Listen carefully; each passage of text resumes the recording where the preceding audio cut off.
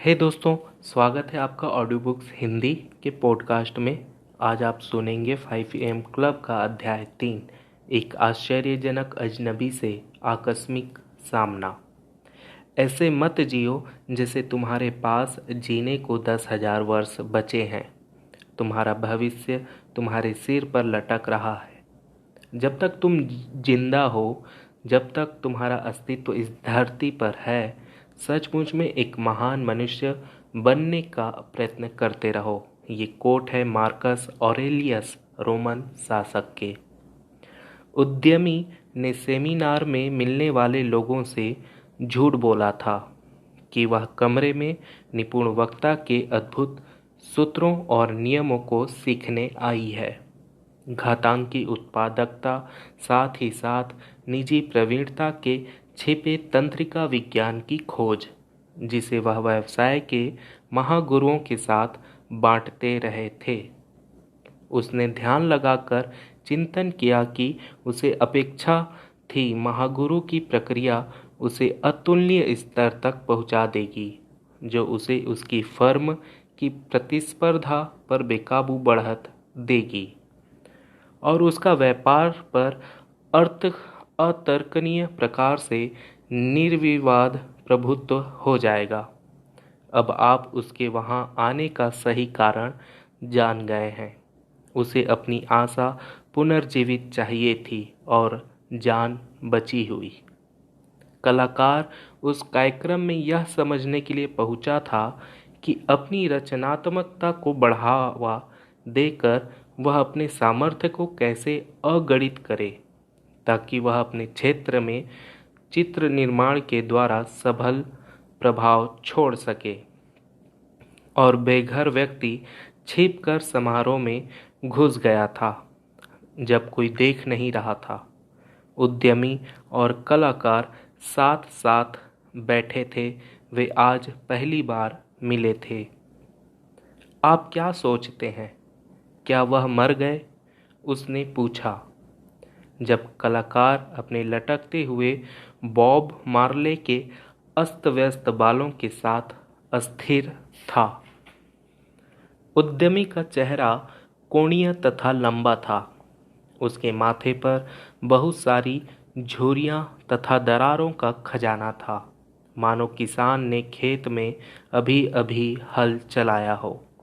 उसके भूरे बाल लंबाई में मध्यम थे और मानो कह रहे थे, मेरा ध्येय व्यवसाय है और मेरे साथ मत उलझना। वह लंबी दौड़ की खिलाड़ी की तरह दुबली थी, पतली बाहों और सुडौल टांगों वाली, जो सलीके से एक नीले परिकल्पित डिजाइनर स्कर्ट से बाहर निकली हुई थी। उसकी आंखें उदास थीं, पुरानी चोटों से बूझी, जो घाव कभी भी भर नहीं पाए थे। और आज की वर्तमान उथल पुथल उसकी प्रिय कंपनी को संक्रमित कर रही थी। पता नहीं, वह वृद्ध थे। वह जोरों से गिरे थे, हे प्रभु, धड़ाम से गिरे थे। ऐसा मैंने पहले कभी नहीं देखा था। कलाकार ने अपने कान की बाली टंगाते हुए चिंतापूर्वक कहा, मैं उनके काम के लिए नहीं हूँ। मैं इस तरह की चीज में नहीं हूँ। उद्यमी ने व्याख्यान दिया।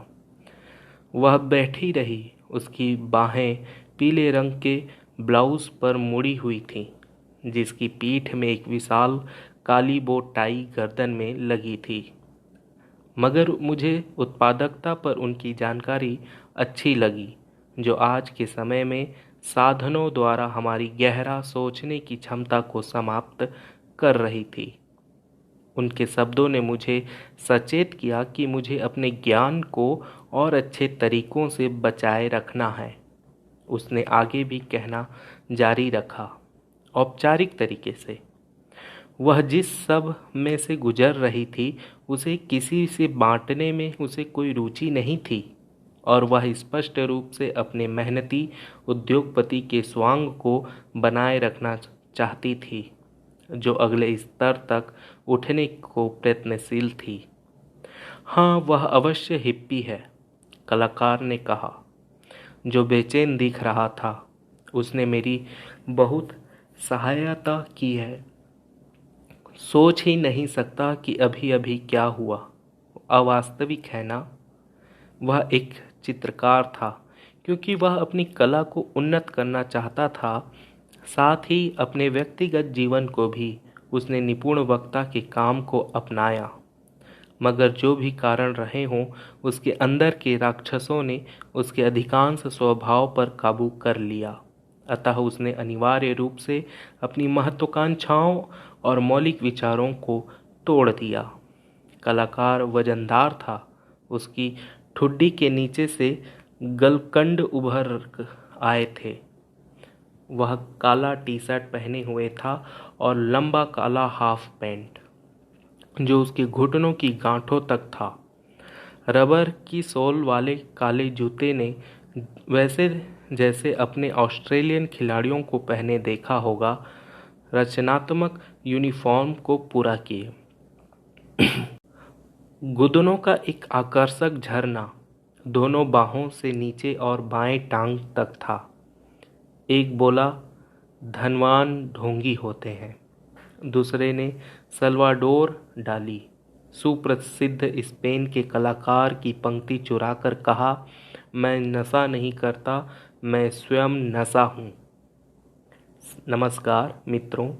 बेघर व्यक्ति असामान्य रूप से उच्च स्वर में कलाकार तथा उद्यमी से कुछ ही पंक्तियाँ पीछे से बोला। सभागृह अब भी खाली हो रहा था और दृश्य श्रव्य कर्मी दल शोर से स्टेज को विघटित कर रहे थे। कर्मचारियों ने फर्श साफ किया।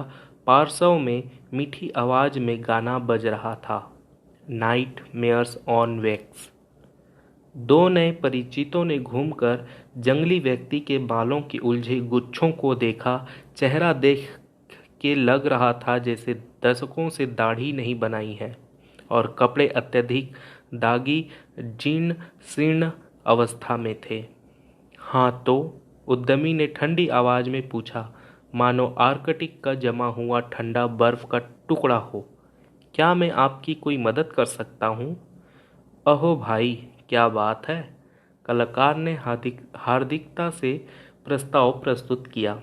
बेघर आदमी उठ खड़ा हुआ, खुद को टटोला और फिर दोनों के पास बैठ गया। आप क्या सोचते हैं कि महागुरु टें बोल गए हैं? उसने अपनी एक कलाई पर हुए घाव की पपड़ी का खरुचते हुए पूछा। ठीक से नहीं मालूम, कलाकार ने जवाब दिया और दूसरे बालों के गुच्छे को घुमाया। आशा नहीं है। क्या तुम लोगों को सेमिनार अच्छा लगा? क्या ज्ञात हुआ कि बूढ़ा क्या कह रहा था? मैले कुर्चेले अजनबी ने आगे कहा। निश्चय से, कलाकार बोला। मुझे उसका काम प्यारा लगता है। मैंने यह सब करने में कठिन समय बिताया है, मगर जो वह कहता है वह गहरी बात है और सशक्त भी है। उद्यमी ने रूखेपन से कहा, मुझे पूरा विश्वास नहीं है। मैंने आज जो सुना उसका अधिकांश बहुत अच्छा लगा, मगर मैं अब भी पूरी तरह से कुछ अन्य बातों से संतुष्ट नहीं हूँ। उनका क्रियान्वयन करने से में मुझे कुछ समय लगेगा, मगर मैं समझता हूँ कि वह फिर भी अद्वितीय है। बेघर व्यक्ति ने डकार लेते हुए कहा, मैंने अपना सौभाग्य कमा लिया। निपुण वक्ता की सीखों को धन्यवाद है और उन्हीं की वजह से अच्छी विश्व स्तर की जिंदगी भी जी। अधिकांश व्यक्ति चाहते हैं कि उनके साथ असाधारण घटना क्रिया हो। उन्होंने मुझे सिखाया कि अति विशिष्ट कार्य करने वाले असाधारण घटनाओं को उनके साथ घटित होने को बाध्य करते हैं। और बड़ी बात यह है कि उन्होंने मुझे न सिर्फ एक गुप्त दर्शन का ज्ञान दिया ताकि मैं अपने सपनों को पा सकूं, बल्कि उन्होंने मुझे यह भी सिखलाया कि निपुणता और साधन की प्रक्रिया से जानकारी को परिणामों में कैसे बदलना है। उनकी क्रांतिकारी अंतर्दृष्टि सुबह सुबह की फलदायी दिनचर्या स्थापित करना, जो अकेले ही वह टक्कर दे जो मुझे अपने व्यवसाय केंद्र में चाहिए थी। बेघर व्यक्ति के माथे पर दांतेदार घाव दाहिने आंख के ठीक ऊपर से जा रहा था। उसकी डराने वाली दाढ़ी अधेड़ थी। उसने मनकों की माला गले में पहन रखी थी, जैसी भारत के धार्मिक पुरुष मंदिरों में पहनते हैं। वैसे तो उसकी अतिशयोक्तियों ने उसे अस्थिर बना दिया, पर उसकी छवि बता रही थी कि उसने अनेकों वर्ष सड़कों पर रहकर बिताए थे। उसकी आवाज़ में अधिकार की अनियमित भावना प्रदर्शित थी और उसकी आंखों ने शेर का आत्मविश्वास प्रकट किया। एकदम मूर्ख, उद्यमी ने कलाकार से फुसफुसाकर कहा, अगर उसके पास सौभाग्य है तो मैं मदर टेरेसा हूँ। समझ आई, वह पागल लगता है, कलाकार ने उत्तर दिया, मगर उसकी विशालकाय घड़ी को देखा। बेघर व्यक्ति की बाईं कलाई पर, जो अपने 60 के दशक के अंत में था, एक वृहद घड़ी बंधी थी जिसे हेज फंड प्रबंधक पहनने में प्रवण थे जब वे मेफेयर में रात्रि भोज के लिए जाते। इसमें रिवॉल्वर के रंग का डायल था जो स्टेनलेस स्टील रिम से घिरा हुआ था। एक पतली लाल सुई घंटे के हाथ की थी जो और सूर्यास्त संतरी रंग का मिनट का हाथ था। यह सम्मान का उल्लेखनीय बिल्ला व्यापक काले पट्टे के साथ एकजुट होकर शानदार आकृति को गोताखोर जैसी अनुभूति दे रहा था। 100,000 सरलता से, उद्यमी ने अलग से कहा। मेरी दुकान के कुछ लोगों ने हमारे आईपीओ के अगले दिन ऐसी ही घड़ियां खरीदी थी। दुर्भाग्यवश हमारे शेयरों के भाव लुढ़क गए, मगर उन्होंने अपनी श्रापित घड़ियां रखीं। तो निपुण वक्ता के किस व्याख्यान को तुमने सबसे अधिक पसंद किया? भटकते भाई ने पूछा, जो अब भी अपनी कलाई खुजा रहा था। क्या प्रतिभाशाली के मनोविज्ञान के बारे में बस यही सब था जिससे उसने आरंभ किया था, या शायद वे अतुल्य नमूने जो उसने अरबपतियों की उत्पादकता हैक पर सिखाए, जो बीच में अटके हुए थे? शायद तुम पर सभी न्यूरोबायोलॉजी भड़काए गए थे जो सर्वोच्च प्रदर्शन पैदा करती है, अथवा तुमने उसकी महानता पर पहुंचने की जिम्मेदारी की नीति को समझ लिया था, जैसे वह नाट्य के अंत से पहले हम में से गुजरा। इसके बाद उस बेघर व्यक्ति ने आंख मारकर इशारा किया और अपनी बड़ी घड़ी को देखा। अरे दोस्तों, यह सब तो बहुत मनोरंजक रहा, मगर समय सबसे कीमती वस्तुओं में से एक है। मैंने अभेद होना सीख लिया। बुद्धिमान पूंजी निवेशक वॉरेन बफेट ने कहा था, अमीर समय में निवेश करते हैं, निर्धन पैसों में निवेश करते हैं। तो मैं तुम लोगों के साथ अधिक नहीं लटक सकता। मेरी जेट और रनवे से बैठक है। समझे मेरा मतलब क्या है? लगता है वह भ्रमित था, उद्यमी ने सोचा। बफेट ने यह भी कहा था, मैं कीमती सूट्स खरीदता हूँ, वे मुझ पर साधारण लगते हैं। संभावना है कि आप उस उक्ति को भी याद रखेंगे। और उसने जारी रखा, मैं वास्तव में असभ्य नहीं होना चाहती हूँ, मगर मैं नहीं जानती कि आप अंदर कैसे आए, और ना मुझे जरा सा भी अंदाजा है कि आपको वह विशालकाय घड़ी कहाँ से मिली, और अथवा आप किस जेट की बात कर रहे हैं। और अब कृपया इस प्रकार से बोलना बंद करें कि प्रदर्शन में क्या हुआ था। उसमें कुछ भी हंसने लायक नहीं था। गंभीरता से कहूँ तो मुझे जरा सा भी भान नहीं है कि वह सज्जन क्या अब भी सांसें ले रहे हैं। बिल्कुल सच है। कलाकार सहमत हुआ और अपनी दाढ़ी को सहलाया। नीरस नहीं, और तुम सर्फर की तरह से बातें क्यों करते हो? अरे भाई, शांत हो जाओ, बेघर व्यक्ति ने कहा। पहली बात कि मैं सर्फर हूँ। मैंने अपना बचपन मलीबू के तख्तों पर बिताया। उस बिंदु पर सवारी करता था जहाँ रेड ब्रेक्स है। अब मैं टेमरिन बे में छोटी छोटी लहरों पर सर्फिंग करता हूँ। वह स्थान जहाँ शायद तुम कभी नहीं गए, कभी उस जगह का नाम भी नहीं सुना। आप काफ़ी अपमानजनक हैं, उद्यमी ने रूखे स्वर में कहा। बेघर व्यक्ति अब अविरल था, और दूसरी बात, मैं उद्यमी क्षेत्रों में अत्यधिक सफल रहा हूँ।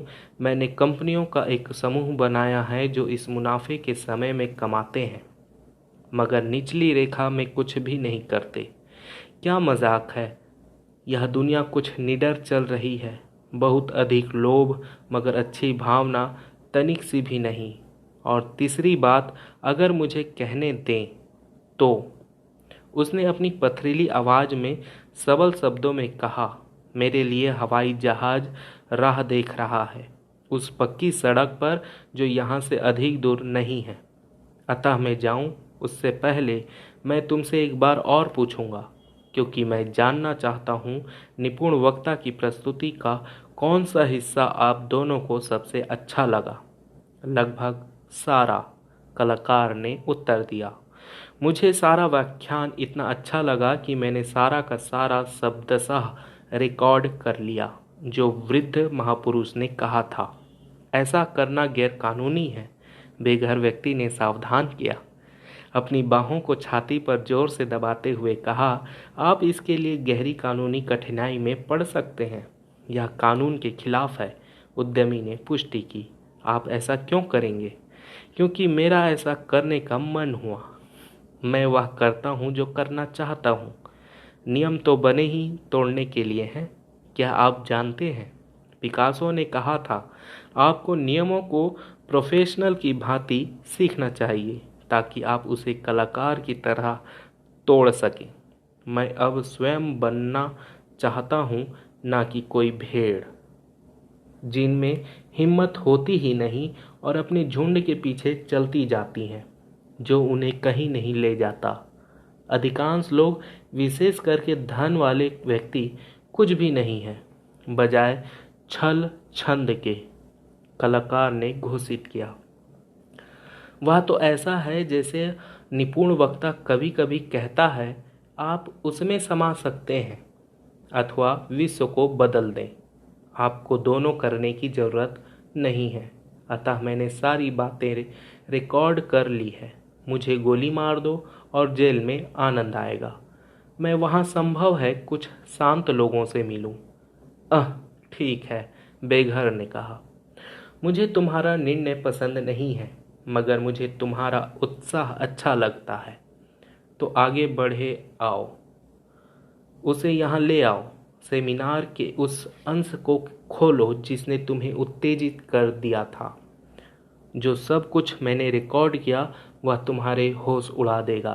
कलाकार ने अपना हाथ उठाया जिस पर गिटार के कला मर्मज्ञ जिमी हेंड्रिक्स का विस्तृत ट्रेट्रो बना था, और यह वाक्य भी, जब प्यार की शक्ति अधिकार के प्यार को जीत लेती है तो विश्व में शांति फैल जाती है। यह मृत सुपरस्टार के मुख पर लिखा गया था। अब आप कुछ विशेष सुनने वाले हैं, उसने आगे कहा। ठीक है, आगे बढ़ो और उन हिस्सों को सुनाओ जो तुम्हें अच्छे लगे हों। उद्यमी ने उसे प्रेरणा दी और खड़ी हो गई। वह समझ नहीं पाई कि क्यों, मगर कुछ बहुत ही धीरे से उसके भीतर तक समाता जा रहा था। शायद जीवन ने मुझे तोड़ना शुरू कर दिया है, उसने सोचा, ताकि मैं किसी प्रकार का अवसर पा सकूं। इस कार्यक्रम में रहने से, कलाकार से मिलने से, निपुण वक्ता के शब्दों को सुनने से, फिर भले ही वह उसकी कई सारी बातों से सहमत ना भी हुई हो, मगर उसे अनुभूति हुई थी कि वह इस समय अपने फर्म में जो भी कुछ अनुभव कर रही है, संभव है वह उसकी महानता द्वारा तैयार की मांग हो। उद्यमी अब भी दुविधा में थी, मगर उसे प्रतीति हो रही थी कि वह कुछ खुलती जा रही है और संभव है विकसित हो रही हो। अतः उसने स्वयं से वादा किया कि वह इस प्रक्रिया का पालन करती रहेगी बजाय पीछे मुड़ने के। उसका जीने का पुराना तरीका अब सफल नहीं हो रहा था। परिवर्तन का समय आ गया था। उद्यमी ने थियोडोर रूजवेल्ट का एक उद्धरण जो उसे बहुत पसंद था के बारे में सोचा। आलोचक महत्वपूर्ण नहीं होता है और न वह जो इंगित करता है कि सबल कैसे लड़खड़ाते हैं और जहां कार्यों के कर्ता उन्हें और अधिक अच्छी तरह से कर सकते थे। मान्यता और ख्याति उसे मिलती है जो प्रदर्शन के मैदान में सचमुच है, जिसका चेहरा धूल और पसीने तथा रक्त से भिड़ा हुआ है, जो डटकर मुकाबला करता है, गलतियां करता है, जो पूरी उछाल लेने से बार बार चूकता है, क्योंकि कोई भी प्रयत्न बिना भूल या कमियों के नहीं होता, मगर वह जो सचमुच प्रयत्न करता है ताकि कार्य हो सके, जिसे उत्साह और प्रेरणा का ज्ञान है, जो समर्पण की महानता जानता है, जो स्वयं को एक योग्य उद्देश्य के लिए खपा डालता है, जो जानता है कि ऊंचे ध्येय की प्राप्ति कैसी होती है और यदि अंत में असफल भी होता है तो साहस का कार्य करते समय होता है उसका, ताकि उसका स्थान कभी भी उन अस्त्रप्राय और हतवियों के साथ नहीं रहेगा जो ना तो विजय जानते हैं और ना पराजय। उसे निपुण वक्ता के भाषण की वह सूक्ति भी याद आई जो कुछ ऐसी थी, वह क्षण जब आप सबसे अधिक अनुभव करते हैं कि अब छोड़ दें, वही क्षण है जब आपको अपने अंदर से दबाव डालकर आगे बढ़ना है। अतः उद्यमी महिला ने अपने अंदर गहराई में देखा और कसम खाई कि वह अपने प्रयत्नों को जारी रखेगी ताकि वह अपने उत्तर पा सके, उसकी समस्याएं सुलझा सके ताकि भविष्य में अच्छे दिन भोग सके। उसकी आशा क्रमशः विस्तार पा रही थी और चिंताएं धीरे धीरे सुकून रही थी और उसकी सर्वश्रेष्ठ स्वयं की धीमी स्थिर सर्वश्रेष्ठ आवाज ने कानों में फुसफुसा कर कहना शुरू किया कि एक अति विशिष्ट पराक्रम आरंभ होने को है। अध्याय 3 समाप्त हुआ। हमारे 5am क्लब अध्याय 3 को सुनने के लिए धन्यवाद। आगे के एपिसोड में मिलते हैं।